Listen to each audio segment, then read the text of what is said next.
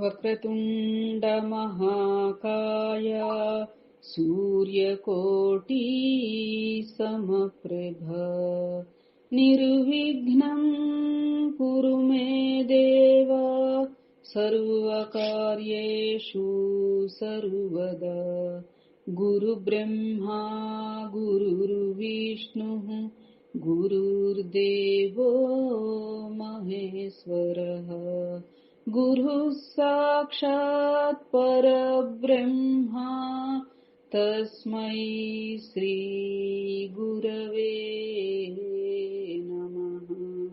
सरदा सरदाम्भोजा वदना वदनाम्बुजे सर्वदा सर्वदास्माकं सन्निधिः सन्निधिं क्रियात्। वागर्धाविव सम्पृक्तौ वागर्धप्रतिपत्तये जगतः पितरौ वन्दे पार्वती परमेश्वरौ। ओಂ गं गणपतये नमः। सद्गुरवे नमः। శ్రీమహాసరస్వత్యై నమః। శ్రీమాత్రే నమః। ఓం నమః శివాయ। శివానందలహరి. నేడు మనం కేటాయించుకున్నటువంటి 9 శ్లోకాలు 28వ శ్లోకం నుంచి 36వ శ్లోకం వరకు చెప్పుకోవడానికి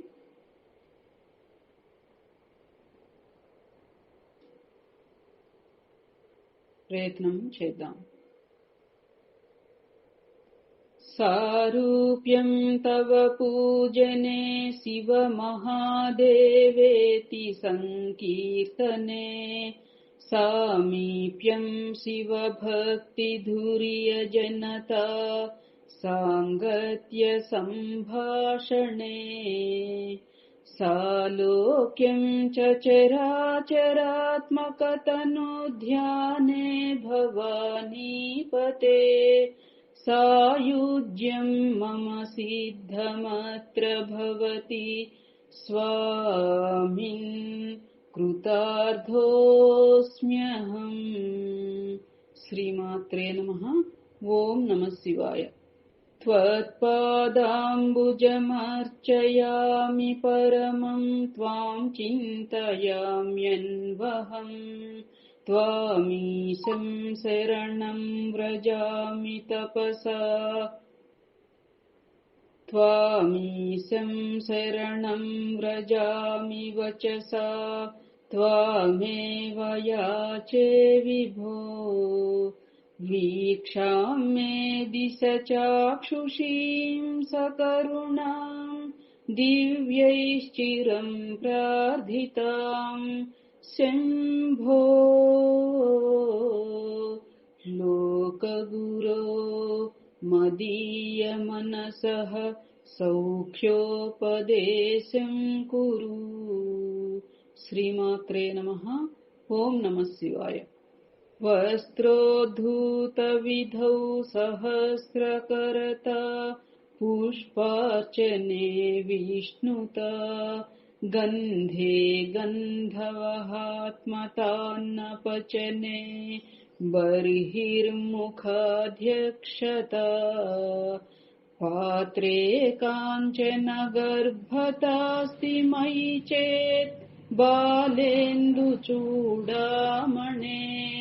शुश्रूषां करवाणि ते पशुपते स्वामिं त्रिलोकी गुरो। श्रीमात्रे नमः। ओं नमः शिवाय।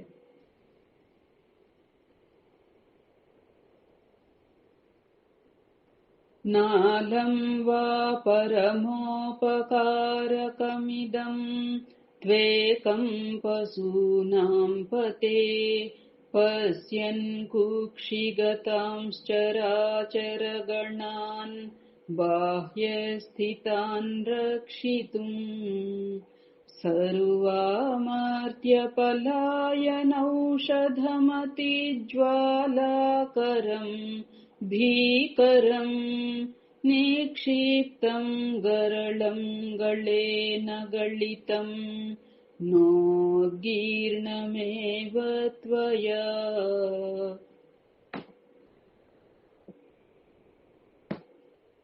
श्रीमात्रे नमः। ओम नमः शिवाय।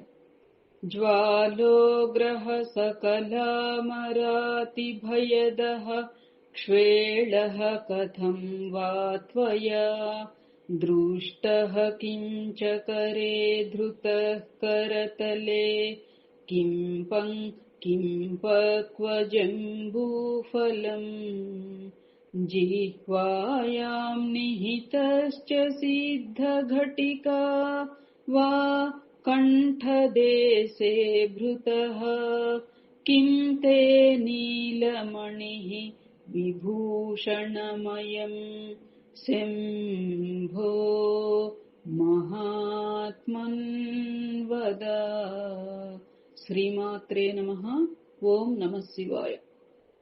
नालं वा सकृदेव देव भवतः सेवानतिर्वानुतिः पूजा वा स्मरणं कथाश्रवणमाप्यालोकनं मादृशां स्वामिन्न स्थिरदेवतानुसरणायासेन किं लभ्यते का वा मुक्तिरितः कुतो भवति चेत् किं प्रार्थनीयं तदा। श्रीमात्रे नमः। ओम नमः शिवाय। किं ब्रूमस्तव साहसं पशुपते कस्यास्ति शम्भो भवत् धैर्यं चेदृशमात्मनः स्थितिरियं चान्यैः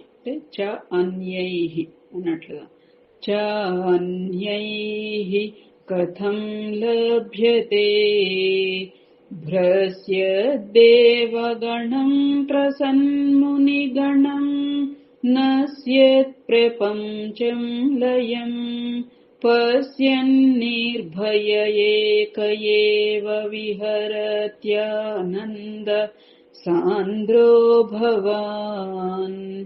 श्रीमात्रे नमः। ओम नमः शिवाय। योगक्षेमधुरन्धरस्य सकलश्रेयः प्रदोद्योगिनो दृष्टादृष्टमतोपदेशकृतिनो बाह्यान्तरव्यापिनः सर्वज्ञस्य दयाकरस्य भवतः किं वेदितव्यं मया शम्भो त्वं परमान्तरङ्ग इति मे चित्ते स्मराम्यन्वहम्। श्रीमात्रे नमः। ओम नमः शिवाय। भक्तो भक्तिगुणावृते मुदमृता पूर्णे प्रसन्ने मनः कुम्भे साम्ब तवाङ्घ्रिपल्लवयुगं संस्थाप्य संवित्फलम्। स त्वं मन्त्रमुदीरयन् निजशरीरागारशुद्धिं वहन् पुण्याहं प्रकटीकरोमि रुचिरं कल्याणमापादयन्। श्रीमात्रे नमः। ओम नमः शिवाय। सद्गुरवे नमः। शुभं भूयात्।